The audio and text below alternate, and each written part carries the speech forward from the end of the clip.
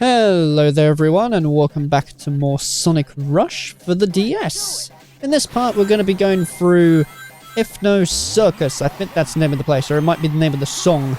Anyway. And, well, yeah, just see if we can get the Chaos Emerald, clear the Axe, and defeat the boss. The Sonic games are usually quite straightforward in terms of what you do, so there's not really too much to explain. One thing I do want to give though for context, well actually first off we've got this going on here, haven't we?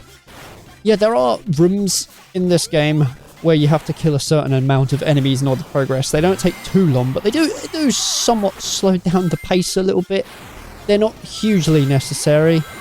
I would have preferred if they're not there at all, really, but they're not too frustrating. But what I was going to say is, so when you look at this normally on like YouTube and stuff, with the screens, it looks like as if the screen is really cropped and you can't really see anything. So I can't see any of the obstacles and that coming up. But you can, because it projects the level above you or beneath you.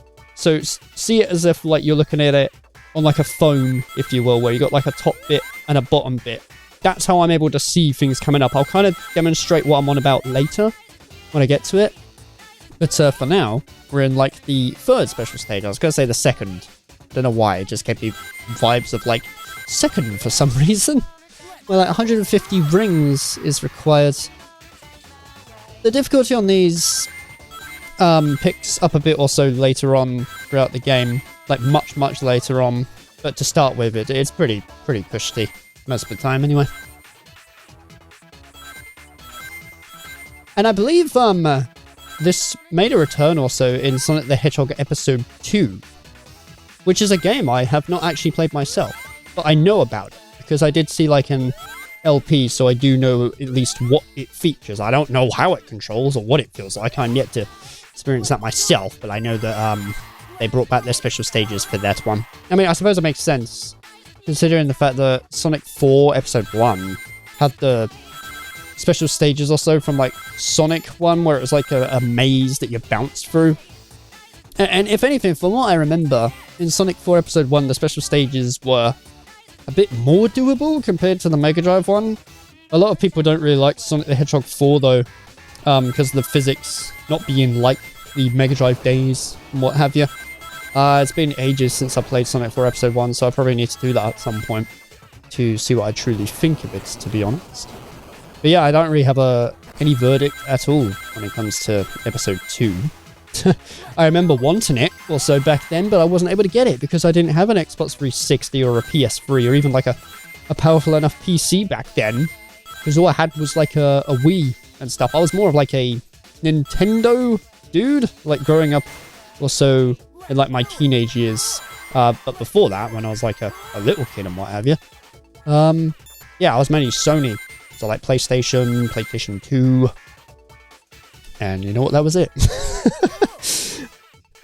That's where the list ends. I was going to say like maybe PS3 and stuff, but no, it's just mainly the PlayStation and PS2. So yeah.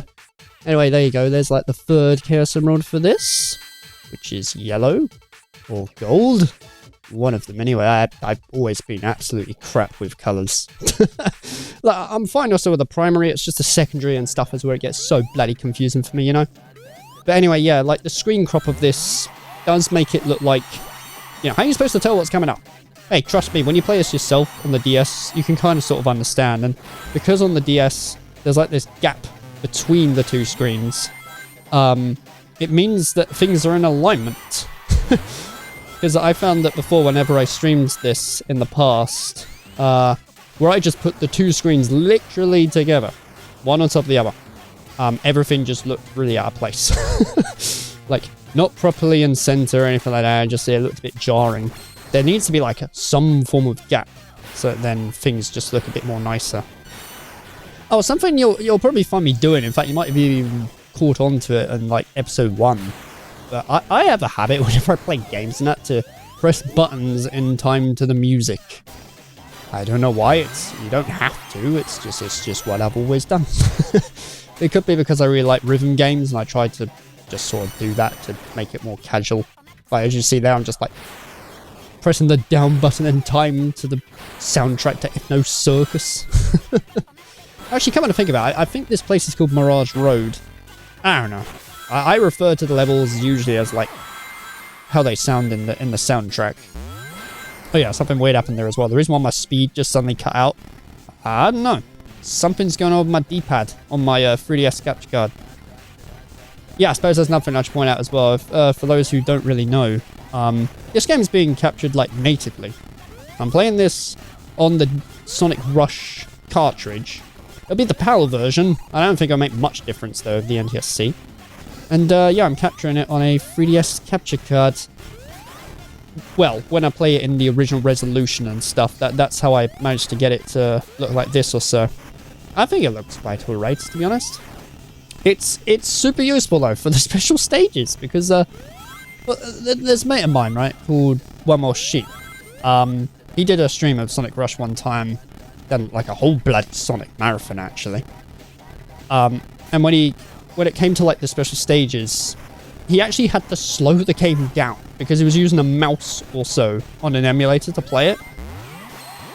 If you use a stylus, it's a lot more accurate trying to go left to right and navigating around. But no, for Sheep, it was almost like he was using Time Break from Sonic and the Secret Rings.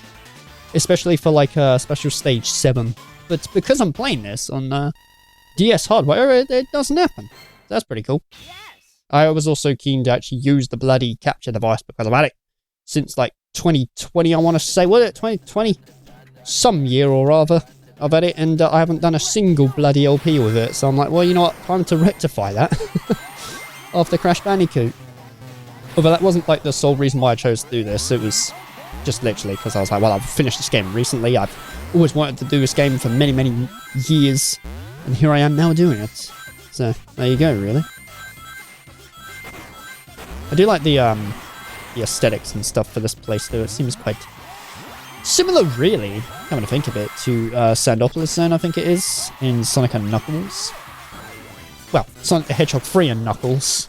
It's kind of... I find it bloody difficult to know. Okay, is it Sonic 3 and then Sonic and Knuckles, or is it Sonic the Hedgehog 3 and Knuckles? Because some people say that Sonic and Knuckles and Sonic 3 count as like one giant game, which is the case. So then, does that mean that Sonic the Hedgehog 3 counts as separate now, and Sonic and Knuckles do, or are those two separate games? Like, I don't know. It's always just been a little bit confusing to me. But yeah. Oh, for ages, I thought whenever Sonic's golden, he was like invincible for like the boost gauge and stuff. No, I've tried it out a bunch. You still get hit, even if you just walk into enemies, so half the time it's better to just sort of jump. If you will, just to keep yourself on the safe side. I think I mentioned this before as well, though, but if you don't perform tricks, your gauge will go down.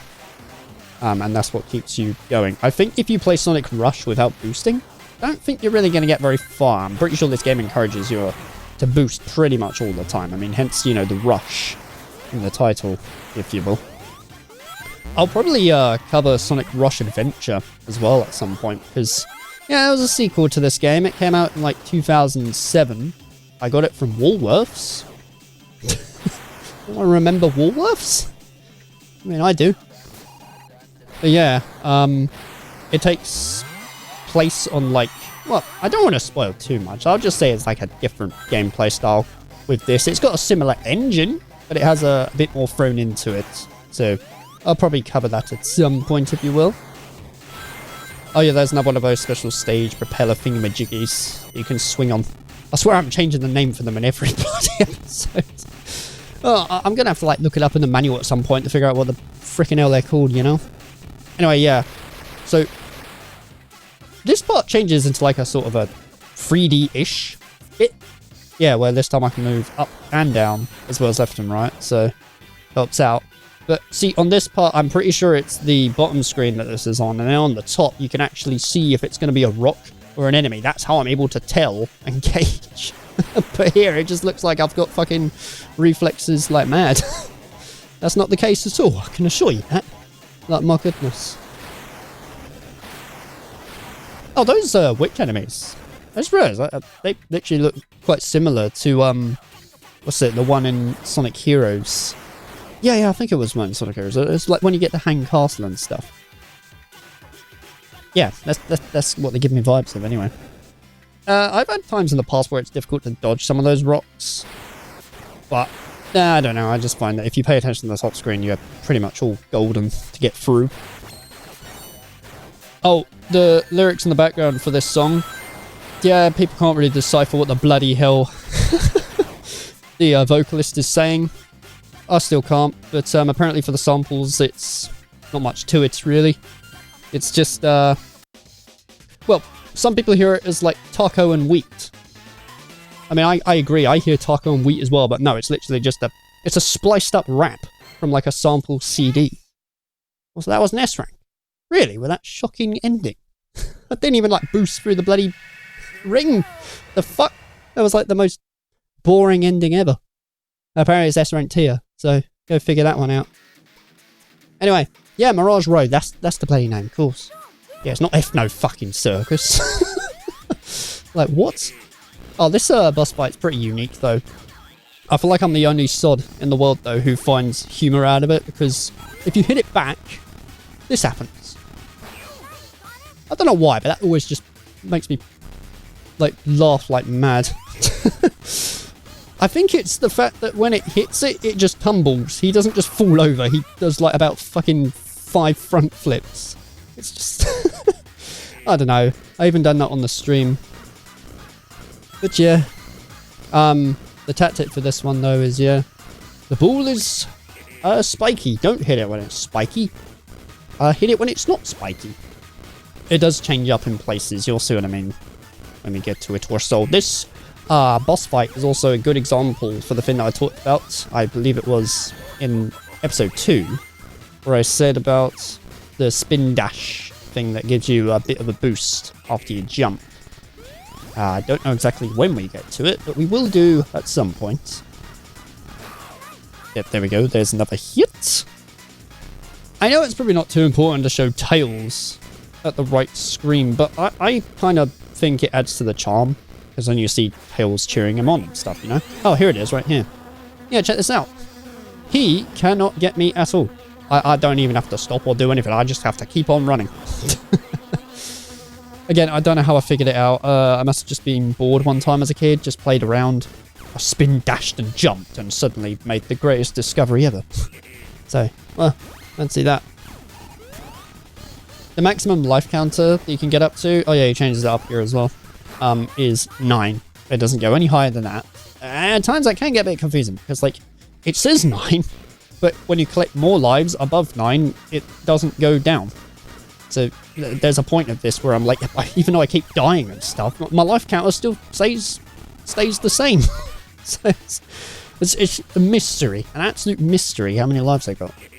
I mean, I suppose theoretically I could figure it out by looking at every piece of footage, but I don't want to do that. That would take absolutely forever.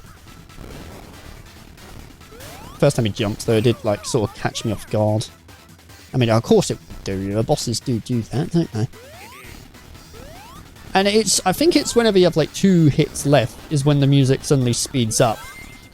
Oh yeah, not to mention the sample also, the Go Ahead Scratch Me. It's from a Merry Melodies episode, I think, of Looney Tunes. With like a dog that says, "Go ahead, scratch me." It's like, what? Absolute crazy stuff that's been sampled. It's like, huh? Would not ever think that it would be that at all. Also, I don't get why he says, "You'll regret this." The text doesn't say that. It says, "I won't forget this." Like, huh? Negative, hasn't really got it right also. Anyway, sweet. What rank did I get for this? I can't bloody remember. But an A rank. Not bad. Yeah, Sonic says to try it again as well. I don't think so, mate. Quite happy with that.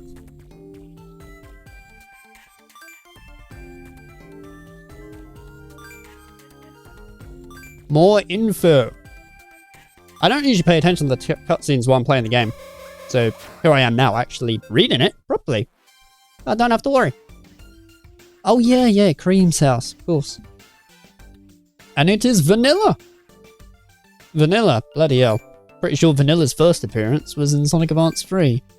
Could be wrong about that, because I'm absolutely shit when it comes to facts. Like, goodness me. It's been a thing that's never changed.